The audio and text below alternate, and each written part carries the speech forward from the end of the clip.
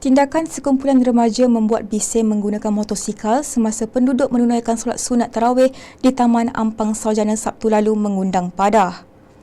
Ketua Polis Daerah Ampang Jaya Asisten Komisioner Khairul Anwar Khalid berkata, kumpulan terbabit ditahan polis selain ada motosikal disita dan dikenakan saman.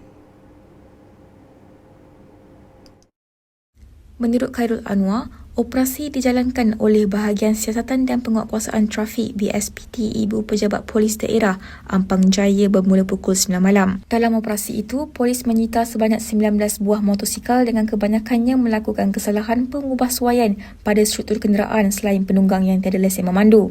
Wartawan Malaysia Gazette Nur Ayuni Johari melaporkan, polis turut mengeluarkan sebanyak 40 keping saman di atas pelbagai kesalahan trafik.